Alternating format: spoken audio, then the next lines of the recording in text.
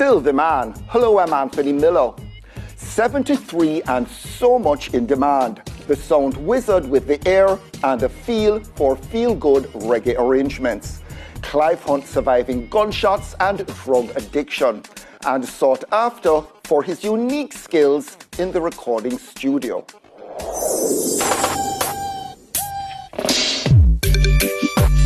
Sometimes I do something in the studio and musician go, and I told him it's like you're writing a poem. But I write a poem with tones. This year's Reggae Grammy decision, no surprise to Clive Hunt. Whenever there's a dance hall on the reggae normally get a little bit more consideration, especially if you name Ali. He's been around the block and back, sight going. Yeah, it's almost totally gone. I mean, last week I could read the phone, this week I can't see it. And other bad stuff. Anthony, me get shot, me get 8 times and me get shot all on my face, see? That's all. Then my nose fly out through my jaw. Jamaica say, wait, no, once you pass from you and say, well, go on, boss. I say, you buy a beer, 2 things, then you ask if you play for Rizla, and then you go from there. So what I learn after that, you say, any youth when I know, and them start beg me 2, 3 times, I say, hey, you have a plan for me. Added to that, he's a recovering cocaine addict. But after 5 decades, there's no busier bee in reggae arrangement. The go-to guy with an inner ear for the building blocks of a good song, not just churning out beats. Well, I was a musician from I was 12, trumpet initially, but I was a man into theory. I love musical arrangements. I learned instruments. So even though when I was learning trumpet, I know about the trombone, I know the flute, I know the saxophone, I know what they could do from what they couldn't do. So this kind of naturally made me evolve into being an arranger. Not many of those around anymore, but that's given Clive Hunt an edge and kept him busy. I, as an arranger now, I would know, so this song need horns, or it needs a little this from the keyboard, and that sound here, or it needs a flute there, or it needs a little backing vocals here. And it's all a part of intertwining to make the music a little sweeter. So what producers or musicians or people are making music do nowadays, since the 90s, I say, come on, mainly nowadays, they play a rhythm track based on drum with a little guitar, and then they use it, call the keyboard player, and let him fool around, play a lot of stuff. And actually what he's doing is fooling around, you know. So even if they are great players, they are great keyboard players, but they're not great arrangers. So you know, as a producer, would call a keyboard player and say, add some stuff to that. And some of the stuff will come out great, but it's accident. How I do it? Everything we do have to sound good. You don't have to hit, but it guarantees to sound good. A lot of stuff when you hear there is a whole 10 garbage truckload where didn't make it because they didn't come out good. From Peter Tosh to the Abyssinians, a lot's come out that's very good indeed. Hunt generous with his time and talent, but not all his input credited. He just shrugs, smiles, and picks up talking about making music that lasts. One of my favorite local arrangers is Dean Fraser. But he does his rhythm, he has great musicians, and he'll say, a man play this, and then he come on with the horn sections and the backing vocal. That's his specialty. And he just color what was there already.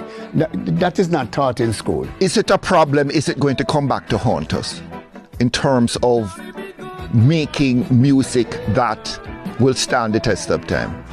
I think it's already haunting us. You see, once the music is made good with the good song or the good melody, with every instrumental, it lives for a long, long time. Some of the new stuff which is being made, and most of it, is not made to last.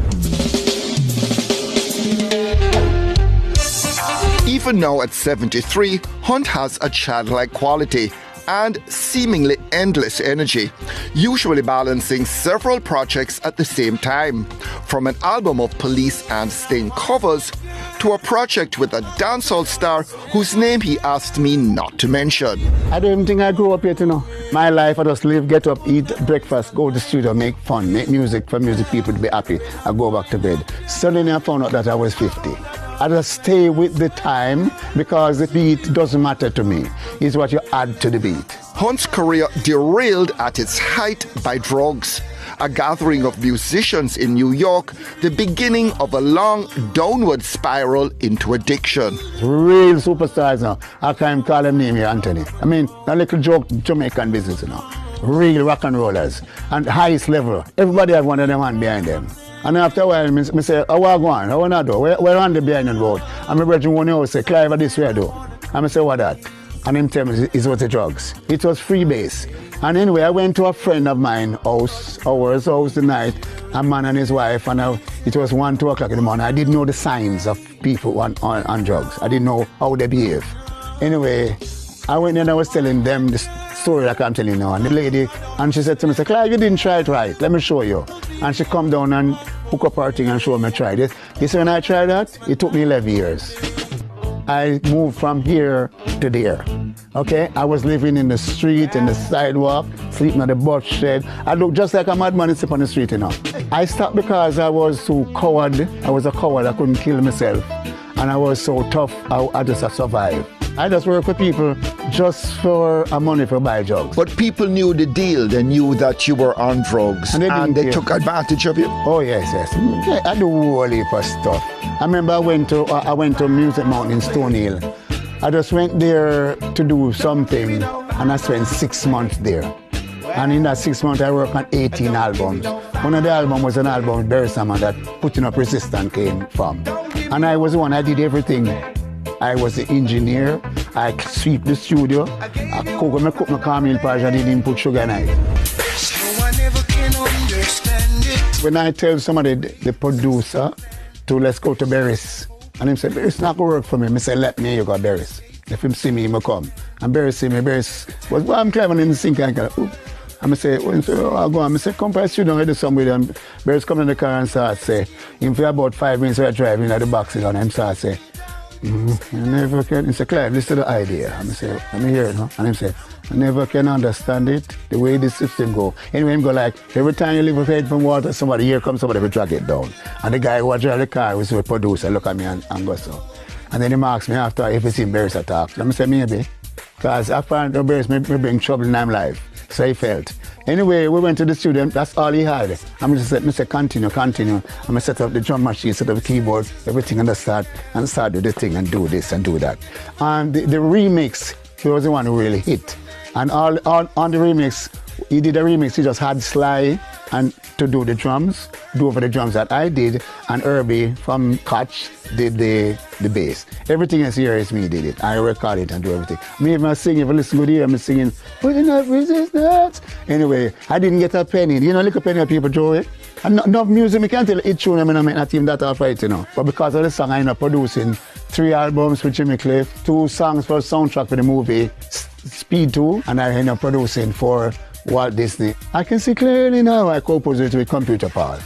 And I end up producing maybe about 40 French hits because of that song, because of the song, but not from the song. Until recently, as you know, my publishers decided to just claim a third, and everybody back off and give me a third. Some kind of pressure make me feel like color when every sign says no way out.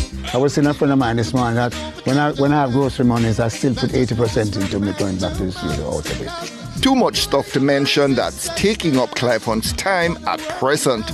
Let's just say very few music makers in their 70s still so active and sought after. Fewer like Clive Hunt, a boundless free spirit. Just like when I was, say, 20 and I was working to say any minute one of them songs I would jump out of the box. I know, say, now at 73, I'm still working and knowing, say, one of them songs I would just jump out of the box. And then I said, I don't even have to work if I don't want to. I just work free for everybody. Got to, you see, I never will understand it, no, the way the system goes.